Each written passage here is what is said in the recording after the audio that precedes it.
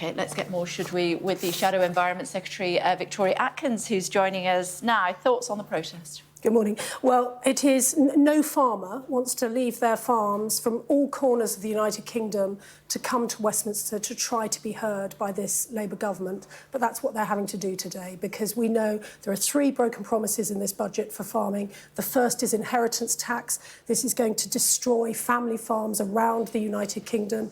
The second is a technical point about they've sped up the process for delinking payments, which will mean, as a tenant farmer said to me, next year they don't think they'll be able to pay their rent. And then the third promise is the national insurance hike that you've just mentioned. This is going to affect every sector, but of course it's going to affect farming, because farmers can be asset rich but cash poor. And some of these stories I've been hearing from farmers over the last couple of weeks since the budget are truly worrying. If we care about our countryside, then I would urge the Labour government to listen and to change this policy, because it is going to damage many family farms and have a far longer impact than this government will be in power. You only pay inheritance tax if you're a millionaire. So in terms of farms, I'll give you an example, because we all know how expensive land can be in the United Kingdom. And I've had many examples of farmers say to me, look, my farm may on paper be worth millions of pounds, but I have an income. Last year, I had one family that had an income of £19,000.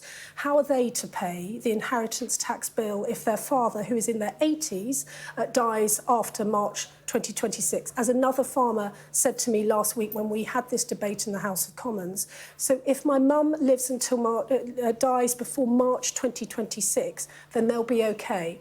And these are the conversations that are happening in kitchens around the country, because the impact of this policy is not understood by Treasury ministers and by Rachel Reeves. That's what's so worrying. They are not listening to us, who know how this impacts farming. 10 years to pay that inheritance tax, interest rate free.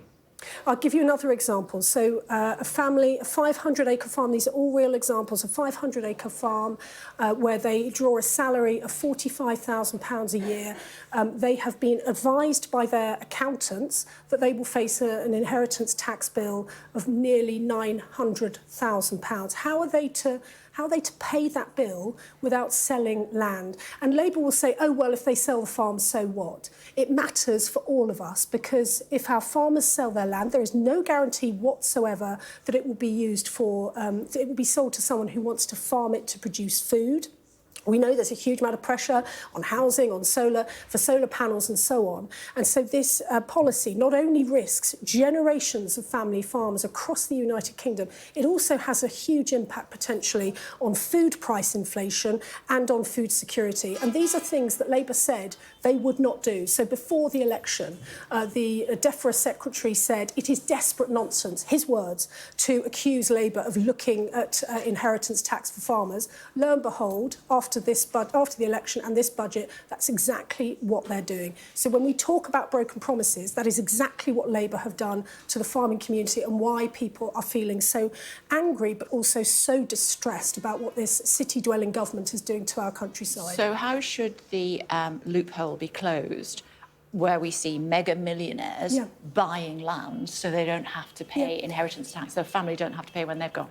So look, I'm a former Treasury Minister as well, you know, as well as being now Shadow DEFRA Secretary, and we have looked at this in the past. That what worries us is that in the way that this policy has been designed, it will have the exact opposite effect of what they're trying to achieve. Because the truth is, the very wealthiest will be able to find clever lawyers who can plan their way out of it. It is tenant farmers and farmers in the middle who are going to be broken by this.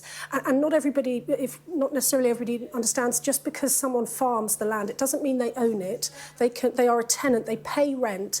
And I had a Welsh farmer tell me that he has had his accountant advise him on what the inheritance tax implications are for his farm in Wales after this budget. He will have to sell 6 tenanted farms that support multi-generational families that have farmed those farms over decades. He will have to sell those farms, which means that those 6 families will be homeless, they will have lost their livelihoods, and their children's futures are being snatched away from them. Those are real-life examples, not just figures on a spreadsheet, as Treasury ministers seem to but the point about. remains that mega-wealthy landowners are buying more and more land so that their kids don't have to pay inheritance tax when they're gone. But this policy, the way they've designed it, because they've set the cap so low, it has a huge impact, as I say, on farmers in the middle. So you would set the cap higher? We have looked at this policy, and we have successive chancellors. By the way, this tax relief has been in place for decades now,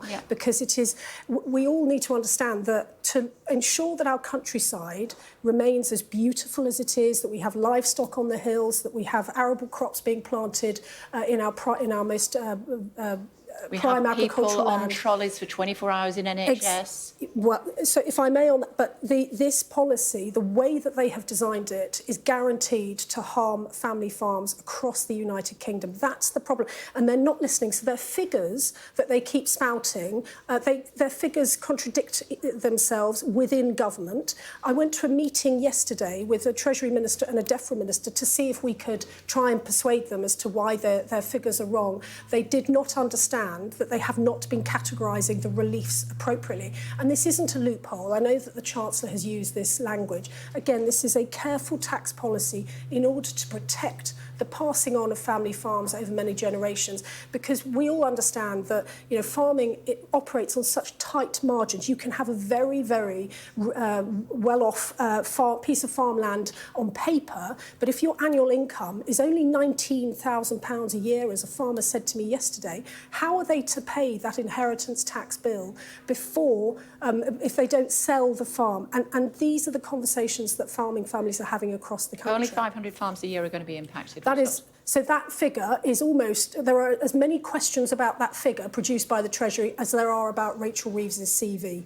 Because, as I say, at the meeting I went to last night with Treasury and DEFRA ministers to try to understand their thinking, to try and understand their calculations, they had missed out a category of inheritance tax relief in compiling those figures. They also include the family that buys the field next door to their home to put a pony in. There's sort of what we would call hobby farmers. They're not working farms that produce food. They've included that in there, and they also have not factored in the impact on tenanted farmers. This is why the increasingly strident language of this city-dwelling government is so worrying for farmers, because they don't seem to be listening. 100 and they new don't seem to MPs understand. actually have got agricultural farms, etc., within their constituencies, and people voted for them rather than you. Well, let's keep an eye to ensure that those Labour MPs that represent farms actually meet their farmers today when they come to the House of Commons to be lobbied. Because what we know is that in Wales over the weekend, the Prime Minister ran away from farmers who wanted to talk to him. Today, why isn't the DEFRA Secretary out defending his policy if he's so confident and sure that it's the right policy? Instead, they've sent out the Policing Minister, who's a very nice minister, but frankly, this is not her brief. Why are they running away from farmers? Because they know they have got a problem with the numbers. That's why. I have to say I was surprised that he wasn't here this morning.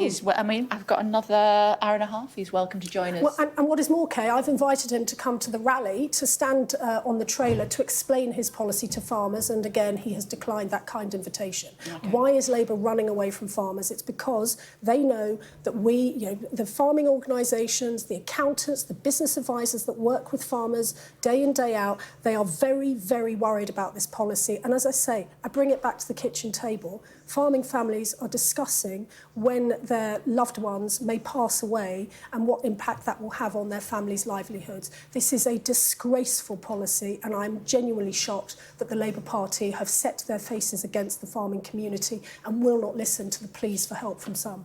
Or the government to you. Thank you very much indeed for joining us on the programme this morning. Thank you.